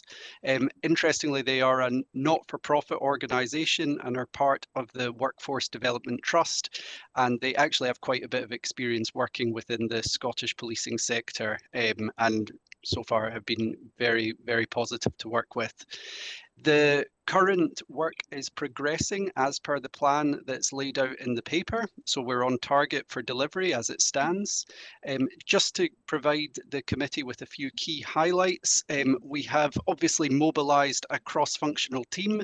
Importantly, that team not only involves the consultants, but also our own internal members of staff, and we have a number of different skill sets within forensic services being aligned to that with particular workforce expertise. We also have in place a weekly governance meeting with the sponsors from Skills for Justice. Both Fiona and I attend that on a weekly basis, and I'm also delighted that Darren Patterson, our SBA corporate colleague, is also in attendance at that meeting. Some of the key highlights as we near the completion of the investigation phase of this project is that, and again Fiona alluded to this, significant number of interviews have taken place. This is part of the information gathering process. These have not only taken place with people within forensic services, but also with some of our key partners, particularly the service back arrangements within Police Scotland. I believe all of those interviews have now been successfully completed. We are also working very closely with our consulting partners around the provision of information and data that will support the analysts in looking at this to support their evidence-based assumptions that will feature in the strategic workforce plan. And another area just to highlight is that we have taken a pretty robust approach to demand forecasting. This is something that we've been doing in-house with the support of colleagues within our FSST function. But what we have done is look at crime groups 1 to 8 and use all the information and insight we have available to us and look across the next 5 years to make assumptions may be for the organisation. Now, it's important to caveat, albeit this is a key part of this work, that these assumptions are subject to major change depending on different demographic or partnership pressures. However, the exercise is nearing completion now, which is a positive step. Also, I would just highlight that the strategic workforce plan at the end of the day will remain a living document. I think this is really important and something that we need to ensure to make sure we get maximum value from the project.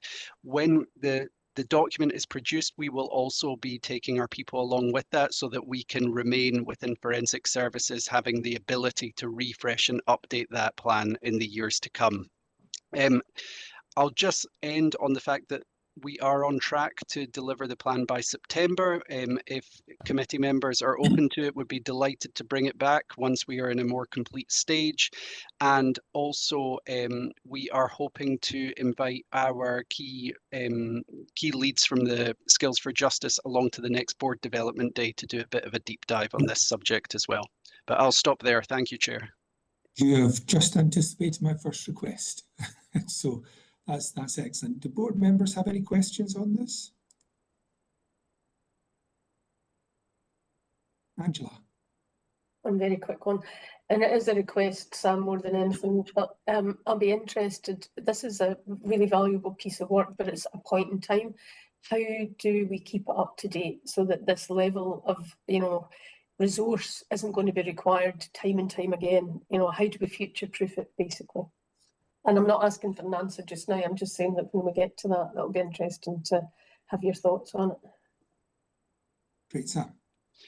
Thanks, Chair. Angela, thank you for the question. So I don't have the full answer at this point because I can't quite visualize it yet, but just to give you reassurance, we have been crystal clear when we're working as part of the project group that it is an absolute necessity that we can keep this updated and future-proofed moving on.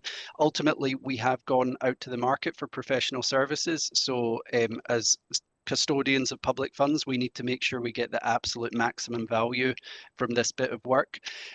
We have individual points of contact within forensic services who are being developed at the same time with the team of consultants who obviously have deep working expertise of this subject matter.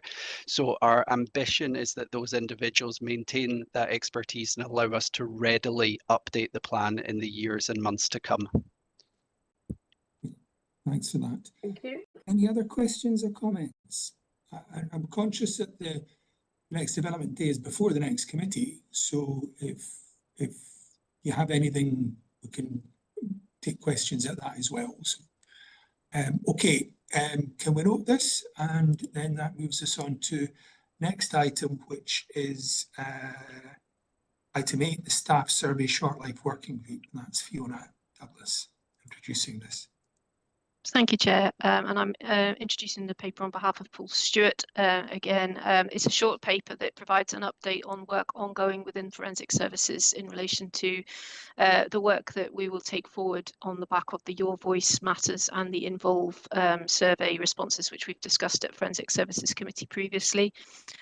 We have established a short life working group, the purpose of which really is to allow an open forum for discussions about the results themselves, and to identify the opportunities to make improvements across the areas identified in the survey, but enriched with the feedback from the staff that are involved within that working group. To date, we've got 37 members of staff that have wanted to get involved in this work, which is really pleasing to see such a high level of people that want to get involved. And we anticipate that that will continue to grow as we develop some different work streams in relation to the work that's required. The working group itself has met on 3 occasions, with the next meeting taking place on the 20th of May. So I would hope that we would start to shape some actual tangible plans on the back of that. We have really good engagement as well from Unison and Unite colleagues, as well as an integral part of the working group. There are 5 themes that are listed within the paper, which are the part of the discussion. So culture is obviously clearly one of those. The working environment, addressing any areas of discrimination, bullying or harassment, leadership improvement, and fairness of opportunities, career progression and recruitment. So all of those are subject to discussion within the working group, and we will have a clear set of activities that will be highlighted from that we will prioritise. The outputs from this work will be the refresh of the Forensic Services business plan. So we don't intend to hold a separate improvement plan in relation to this work. I think what the results of the survey have told us is the need for us to integrate this into our approach to everything that we do, and to make sure that it's an inclusive environment within Forensic Services. So we will refresh the business plan activities and how we go about delivering those as a result of the work that will be undertaken in the group. We have already included a lot of the feedback from our staff within the refresh of the Forensic Services strategy that we discussed previously. So we have taken a lot of that, and that has been incorporated into the strategic objectives that are set out within that document. So I'll pause there, and I'm again happy to take any questions, and we'll be back to the committee with more information once the working group has had a chance to consider it. Super. Any questions from members? Chris. Thanks, Chair, and thanks, Fiona. It's good to see progress in this area, and certainly look forward to hearing more in due course on the outcomes and the feedback that you're getting from the focus groups. And absolutely support what you've said about integrating this. Just wanting to seek assurance that the ongoing work in this area will take continued consideration of the new joint equality outcomes to ensure strategic alignment and mainstreaming. Absolutely, Chris, I can give you that assurance that will absolutely be a consideration. And what we will do is produce a document that pulls all of this together, so that there is a point of reference around the activities that we're undertaking on the back of the feedback, and how it aligns with the Forensic Services strategy and the joint equality outcomes that are set out as well. So there will be a separate document which we will bring to committee that will set that out clearly, alongside then the refresh of the business plan. Thank you, and I very much look forward to seeing that. Thank you. Great, and we'll get another report up in August, or an update in August. So great, if we can note this, that then moves us on to item 9, which is a joint assurance review of the acquisition, retention and use and destruction of DNA for criminal justice and police purposes in Scotland. And I'm delighted we have Biometrics Commissioner Brian Plastow joining us. Brian, welcome. Would you like to introduce your report? Thanks, Paul. I'll use a shorter, more abridged version of the title of the report, because I'm conscious that was a bit of a mouthful. But, thanks once again for the opportunity to appear before the committee. As members will be aware, in late February this year, I laid a joint review on the use of DNA before the Scottish Parliament, and I look forward to discussing that report with the Parliament's Criminal Justice Committee at my annual session with them, which typically happens around the November of each year. The DNA report itself was conducted in partnership with the Scottish Police Authority and the Leverhulme Institute of Forensic Science. And as you said, Paul, it explores the nature, extent and impact of the use of DNA in police investigations in Scotland. And if I could just start, Paul, by thanking Fiona and her leadership team and Police Scotland and their leadership team for facilitating our information requests and our various visits during the review. DNA is the fifth of six thematic assurance reviews that I've now led in Parliament, and it's actually the third conducted in partnership with the Scottish Police Authority. And again, I'd just like to take this opportunity to thank the authority for being such a willing strategic partner over the last 4 years. And I think when considered alongside some of the tripartite work that we're doing with Police Scotland, from the conference last year and on to the current discussion around the future of facial recognition, it says something about the strength of those strategic partnerships. And I do think that Scotland, to pick up on a point Fiona made earlier on, not only leads the UK in terms of its forensic science provision, but I think we're actually leading the way in terms of the lawful and effective use of biometric data by our National Police Service. So, members all have had an opportunity to read the report themselves. As highlighted in the report, DNA is not a feature of most criminal investigations in Scotland, but it does have a very high qualitative value in assisting investigations into the most serious types of crimes. And in the report, we include some case studies, which include murders and sexual offending, just to highlight that. And we also highlight its value in cold case investigations. And an important aspect of DNA that often goes unreported is its important exculpatory value. In other words, it can quickly eliminate innocent people from police investigations. We also take the opportunity in the report to highlight the important data sharing arrangements with other parts of the UK and with the 27 member states of the European Union. So the overall strategic conclusion from the report is that DNA is being used lawfully, effectively and ethically in Scotland. But as often happens with these things, when you have a deep dive into something, you end up making some recommendations for improvement. So in this case, we make 7 recommendations to further improve effectiveness. 5 of those recommendations are directed to Police Scotland, 1 to the Scottish Police Authority Forensic Services, and 1 is a joint recommendation around strategy, the point that Vicky picked up on earlier in the meeting. So just to touch on these 7 recommendations very briefly. The first one is around retention policy. Members will be aware that Police Scotland are currently reviewing their retention policy for biometric data as a consequence of another piece of work that we did in partnership with the Scottish Government.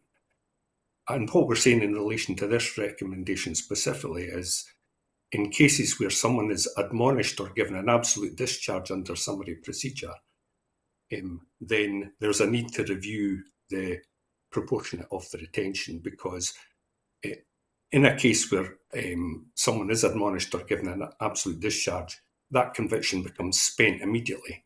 So it doesn't seem proportionate to potentially retain that DNA for up to 100 years. The second recommendation is around Police Scotland developing environmental storage guidance for buccal mouse swabs. So what we found during the review was that the DNA swabs taken from prisoners for criminal justice purposes were stored in a freezer. Those taken for evidential purposes from suspects were stored in a fridge. And regardless, both were then transported under ambient conditions. And there is NPCC, that's hard to say, guidance, which says that these swabs are best stored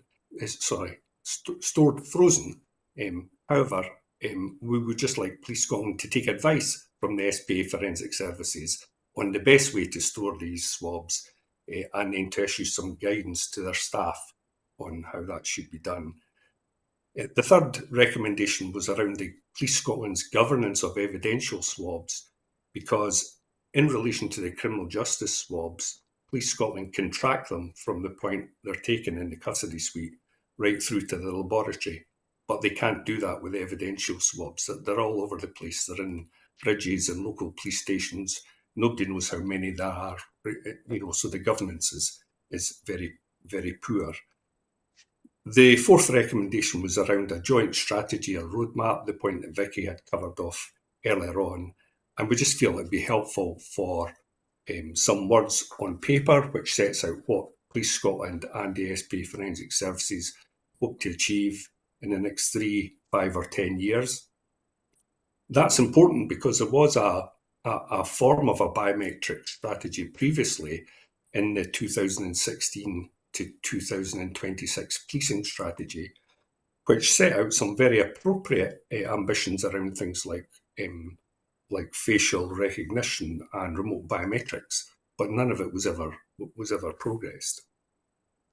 And the fifth recommendation is just really around the Scottish DNA database. We're just echoing the point that in the medium term it needs to be upgraded or replaced because it is nearly, in fact, it probably is 30 years old now. So like all things of that age, it starts to get a bit creaky.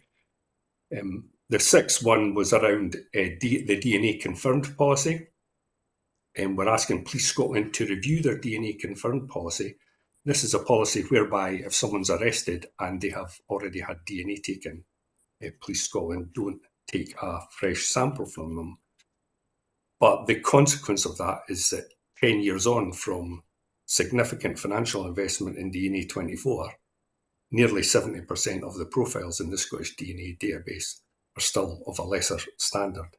And we think there could be some effectiveness and efficiency gains if more of those samples were DNA 24. And the last recommendation was for Police Scotland to find a way to properly record the ethnicity of people who they hold DNA for. That's important because in the UK DNA database, Black people are significantly overrepresented. We suspect that may not be the case in Scotland, but we were unable to get any reliable data from Police Scotland for us to find out whether that is the case or not. And obviously, because of Police Scotland's equality duties, they should be able to record this stuff properly. So hopefully that's enough of an overview. Obviously, it'll be good for me to hear from Police Scotland in particular in due course, which of the recommendations are going to be accepted. Of course, I'm very happy to take any questions from members, but I suppose the overall message that I want to leave you with is this: a very positive report, and its purpose is to reassure the Scottish Parliament that biometric data is being used lawfully, effective and ethically in Scotland, and I'm satisfied that it is. And I'll stop there, Chair. Great, thanks for that. Do we have any questions from members first before we go to Police Scotland?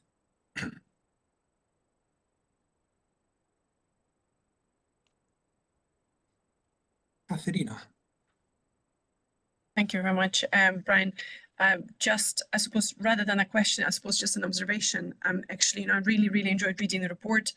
I think overall it's good to have just that headline message that we're kind of okay, everything is okay. But I think, some of the recommendations, and also just having listened to your editorial view, obviously, of the report, what goes through my mind is that a lot of the recommendations are not just, good recommendations from a governance perspective, which I understand, this looks at sort of the governance elements of this, but also, I could imagine that there will be some operational implications for Police Scotland, from actually tightening up a lot of these processes. So, kind of listening to, samples being transported, ambient temperature, and the kind of, so it's yeah, I just really welcome this, and I do hope, for all it's worth, I do hope that Police Scotland do accept as many of your recommendations as appropriate. But yeah, just I think it's as I say, it's not just the governance thing. This is also about the effectiveness of policing as well. And if we are bothering taking samples and processing them, etc., then we absolutely need to make sure that we maximize the value from this. Both, well, particularly when it comes to solving crimes. So yeah, just thanks. Really enjoyed the report. Really looking forward to hearing the Police Scotland how they'll take that forward. Thanks, Katerina. It's probably just worth adding that, you know, prior to 2021, Police Scotland did not have a biometrics oversight board at all, because obviously this subject matter cuts across all executive portfolios. They have had that biometrics oversight board since 2021, but it's probably had about 4 or 5 different chairs now, and it doesn't meet as frequently as it needs to. So, you know, I think maybe the subliminal message from this report is a need for Police Scotland to strengthen some of the governance around all of this. Great. Thanks very much for that. Before I get you in, Angela, I've been reminded that there's a national 2-minute silence to commemorate the 80th anniversary of the E-Day, and that's going to be at 12 o'clock. So if I can suggest, we're at 11:59 now, if I can suggest that we maybe take that 2-minute silence from now until 2 minutes past 12.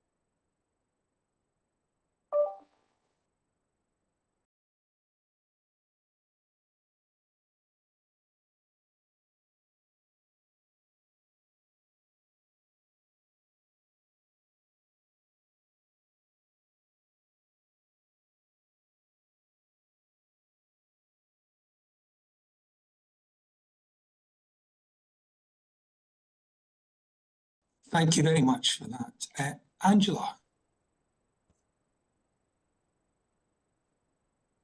Thank you, Paul. And thanks, Brian. Sorry, I've had you hanging on expectantly for this.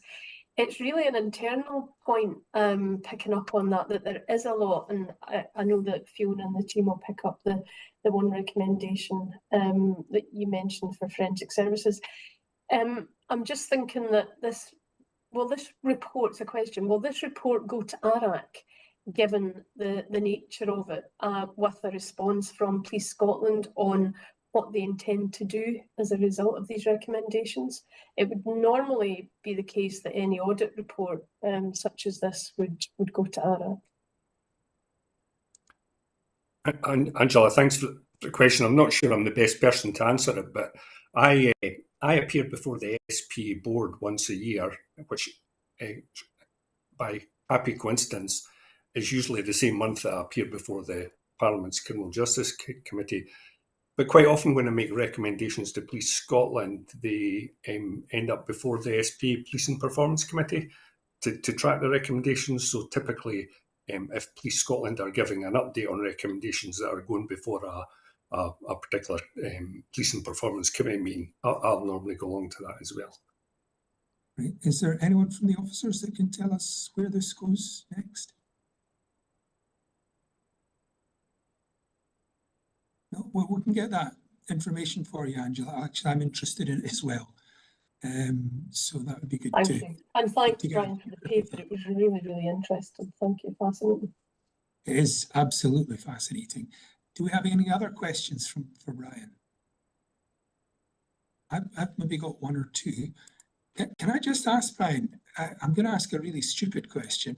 It's your first recommendation or your first key finding about the SBA Forensics and Police Scotland not reprofiling DNA samples. What does it mean in plain English? Because I was struggling to understand it. Yeah. So I suppose it deals with a rhetorical question, which is, why invest about £6 million in more advanced DNA 24 technology and then not maximise the benefits of that investment? So if the argument is, well, we're not taking DNA, we're choosing not to capture better DNA profiles from people who are arrested for bad things on a regular basis, because it really isn't that much better than DNA 17, for example, or an earlier variant. So why invest in it? You see what I mean? So we heard kind of mixed views during the review. I should preface all of this with, of course, I'm not a forensic scientist. I'm not the best person to answer that question. But we did hear mixed views on this. But I think what everyone is in agreement about is that having a better DNA profile on the DNA database will at the very least allow you to eliminate innocent people more quickly. So that's as probably good an answer as I can give you. So, because on one hand, there's been a funding bid to the Scottish Government 10 years ago to support the introduction of this new, more advanced DNA capability. But on the other hand, 10 years later, 70% of the profiles in the database are still of a previous lower standard. So it's probably one that Fiona is infinitely more able to answer than I can. Yeah, Fiona, is there any particular barrier to us doing this? The short answer is the cost versus the benefit. It would be a substantial cost to upgrade all of those samples, over £10 million, to upgrade all those samples on the database. So from a proportionality perspective, I think that's fundamentally the rationale behind the decision. I think it's important to distinguish between the database as an intelligence tool versus the evidence that is reported. Brian's absolutely right that a substantial portion of the Scottish DNA database contains the previous technology profiles, but once a match has occurred, then that is confirmed evidentially, and that is done through DNA 24, and that is what's reported to the court. So it's the use of the intelligence. So what is fundamentally, I think, the risk that we have here is that it's more work, creates more adventitious matches, as Brian references within the report. So more matches for colleagues in Police Scotland to investigate.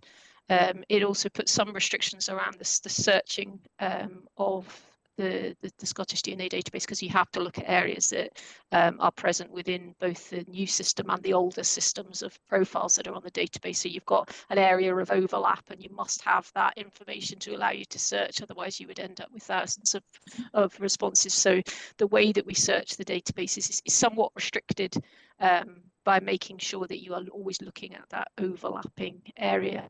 But fundamentally, you are going to get a match between the old system and the new system. So we're getting the value of the intelligence without the investment that would be required in upgrading all of the profiles on the system. And that I'm just quoting you what the cost would be to forensic services if we needed to obtain another sample in relation to individuals that just have an older DNA profile in the database. That would be a substantial investment for Police Scotland.